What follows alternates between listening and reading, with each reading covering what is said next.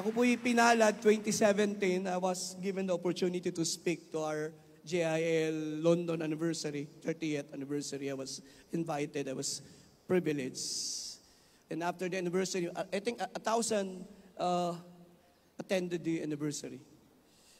And then after po the anniversary, sabi nung pastora, sabi niya, Pastor, bukas, gising kayo ng maaga, pupunta tayo sa Wales. Wales Revival. Naisip ko agad yun. Ako po estudyante ng revival. Doon po bumaba ang presensya ng Diyos 1904. So excited po ako. Ang travel po matagal din, mga 4 to 5 hours sa sakyan. Pagdating po doon, siyempre excited po ako eh. Siyempre nagmamasid po ako sa Wales, sa lugar kung saan bumaba ang Lord 1904. And andun po yung sekretary, binuksan po yung pinto ng church. At nabasa ko po yung nakalagay doon sa monumento, when God visited His people. Yun po yung nakalagay. Kasi po sa kanila, ang revival, ibig sabihin ay pagbisita. Pakisabi po, pagbisita ng Diyos. Yun po ang ibig sabihin ng revival. Revival is, it is God visiting His people. That is number 3. And bago po bumisita ang Panginoon, pwede po ba tayong tumingin? Sasaglit ko lang sasabihin to. Si Evan Roberts, ang edad niya noon, mga siguro 18, 17. Hindi po ako eksakto. Umattend po siya ng isang youth gathering at narinig niya po yung prayer ng pastor. Narinig niya lang, sabi daw po nung pastor sa panalangin, bend us again, Lord. Ang prayer daw po nitong pastor na to, na narinig niya, sinasabi niya sa Panginoong Diyos na ang prayer niya, sabi niya, Lord, bend us, Lord. Bend us, Lord. Bend us, Lord. Pakisabi po natin yung prayer, Lord, bend us. Pakitaas po yung kanang kamay. Sabi nung pastor, Lord, bend us. Baba niyo po. Nung marinig po ni Evan Roberts yun po ang kanyang naging prayer. Nung umuwi po siya sa bahay, maghapon niyang sinasabi, hindi na us, Lord, bend me. So, ang ginamit po ng Diyos na susi ng revival, ang prayer na Lord, bend me. Tayo po tayo lahat saglit.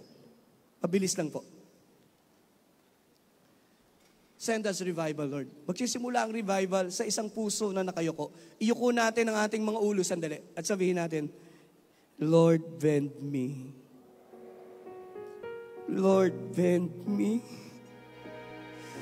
Lord, bend me. Tumingin po kayo. Hindi bababa ang Panginoon kung hindi nakayuko ang ating mga puso. At hindi natin sinasabi sa Kanya na kailangan natin siya. Upo na po tayo lahat. Mabilis lang po. It is visiting His people with special renewed blessings. Alam niyo po yung pagbisita, depende po kung sino bibisita. Sino po excited pag ang bibisita sa bahay niyo magnanakaw? Pakitaas ang kamay. Wala. Pero kung si Brother Eddie ang bibisita sa bahay niyo, you are excited, right? Di po ba? Depende sa bibisita eh.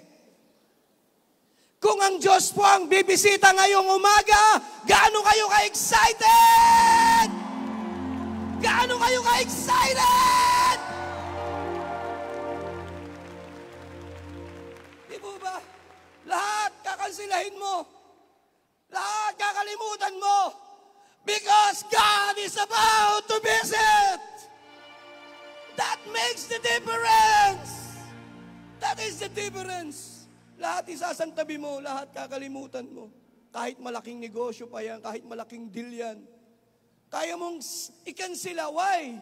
Because God is about to visit. Gusto ko pong sabihin sa inyo, you came here today, nagbayad kayo ng ekstrang presyo, God is about to touch you and bless you like never before. Somebody shout, Amen! Somebody shout, Hallelujah!